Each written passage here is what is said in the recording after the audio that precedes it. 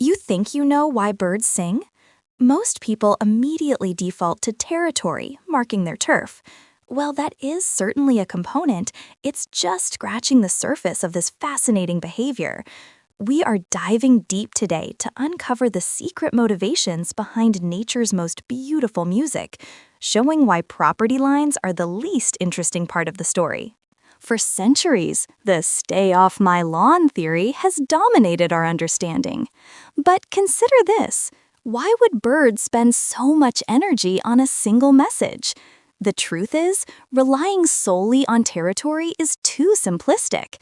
The songs we hear are multi-layered communications, serving far more sophisticated social and biological roles than simply drawing a border in the dirt. Singing is incredibly exhausting. It requires high metabolic output and makes the bird vulnerable to predators. If the reward was only minor, like shooing away a neighbor, the cost wouldn't justify the effort. The sheer expenditure of energy proves that the stakes are incredibly high. Birds are investing heavily, suggesting the payoff involves survival, not just convenience. Beyond the complex mating songs, birds rely on a huge library of simple calls for daily life. Alarm calls are a great example of intelligent communication. They don't just scream danger, they often use different structures for aerial versus ground predators.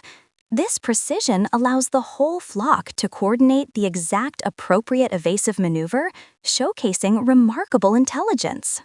Think about contact calls. These are short, non-aggressive sounds vital for flock cohesion. Imagine trying to navigate a dense jungle canopy or heavy fog.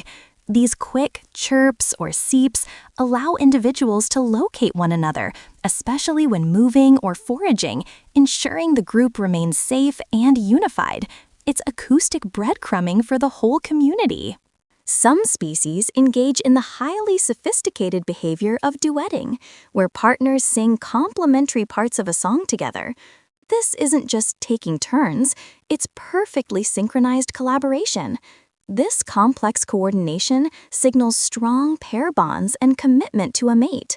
It's also often used as a combined defense to signal territory ownership much more loudly than a single bird could. Birds are extremely good at recognizing individual voices. They know their neighbors by sound, a phenomenon called the deer-enemy effect. They learn neighbor songs and respond less aggressively to them than to a completely unfamiliar song.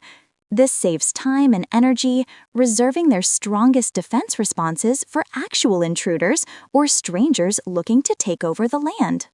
Unlike simple calls, which are largely innate, songs are learned behaviors. Young birds listen to mentors, often their fathers, and practice incessantly to acquire the local dialect.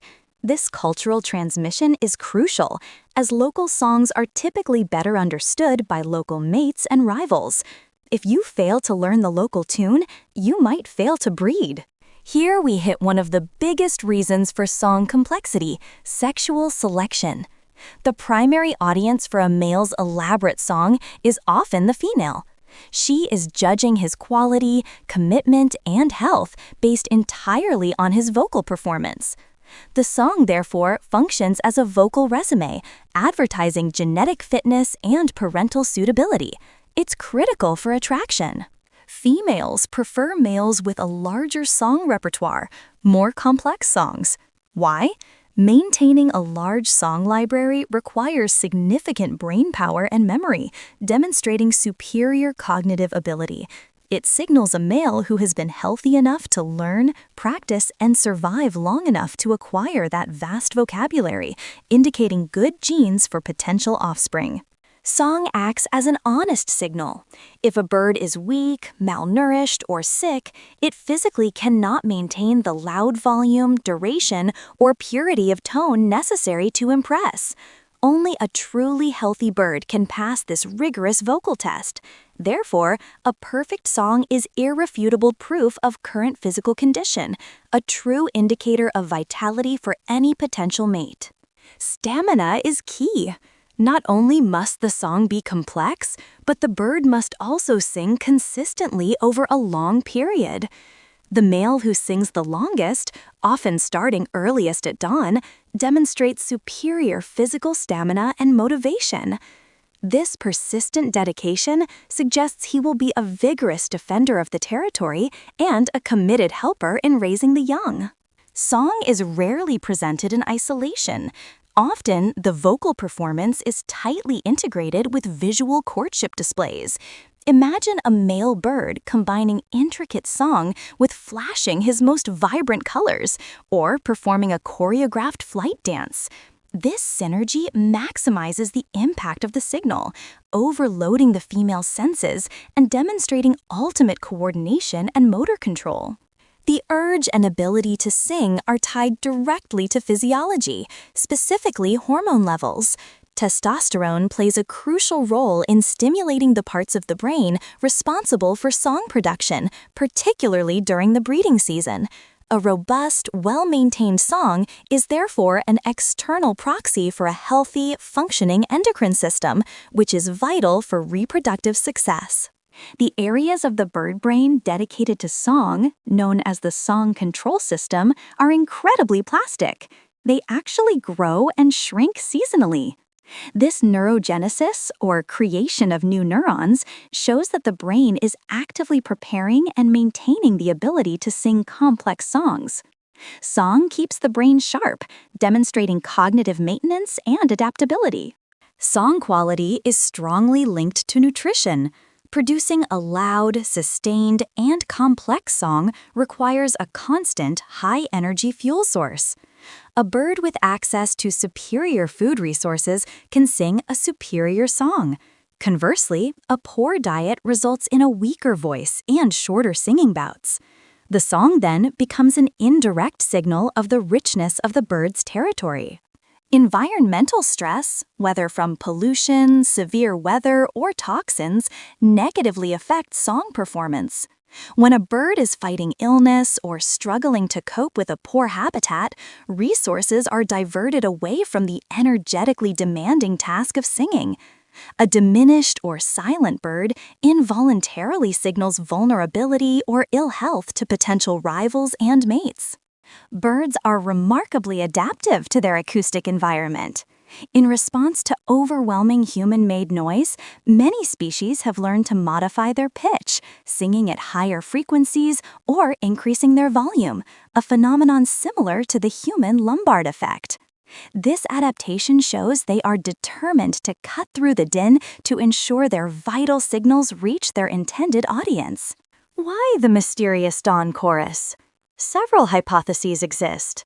The air is typically calmer and cooler just before sunrise, allowing sound to travel further and clearer. Also, light levels are too low for effective foraging or visual display, making it the perfect time to dedicate energy solely to vocal performance, maximizing impact before the busy day begins. A bird's song is perfectly designed for its habitat. In dense forests, high frequencies degrade less quickly, so songs tend to be short, simple whistles. In open fields where sound scatters less, birds can use lower frequencies and complex, varied songs. This acoustic adaptation ensures maximum broadcast distance, proving that the environment dictates the melody. You might hear quiet, unpolished sub-songs outside the breeding season. This isn't intended for communication, it's rehearsal. Like a musician practicing scales, juvenile birds use this time to perfect their motor skills, hone their memory, and refine their complex vocalizations. This practice ensures they are ready for the high-stakes performance when the breeding season arrives. Now, for an intriguing hypothesis, could birds simply sing because it feels good? Studies suggest that singing causes a release of dopamine, the brain's reward chemical. While hard to prove, it's possible that beyond all the biological necessity, the act of vocalizing itself provides an intrinsic pleasure or reward, classifying singing as a form of joyful play. We can view singing as a critical form of cognitive exercise, training the complex neural circuitry of the brain. Maintaining a large, practiced repertoire keeps the brain active and ready for the pressures of mating and territorial defense. It's a way for the bird to keep its mental gears turning and its vocal muscles finely tuned, ready for the next seasonal challenge. We've learned that birdsong is the ultimate biosignal. It's not just a loud announcement, it's an integrated report detailing the bird's genetic quality, current health, cognitive ability, access to resources, and social standing. Every trill and whistle is packed with crucial information, making the melody a complex declaration of life itself, far surpassing simple border patrol. The next time you step outside and hear the dawn chorus, I hope you listen deeper. Now you know that this symphony is far more than background noise. It is a vital, complex, beautiful conversation about survival, fitness, love, and life itself. Thank you for joining me on this incredible journey to appreciate nature's true melody.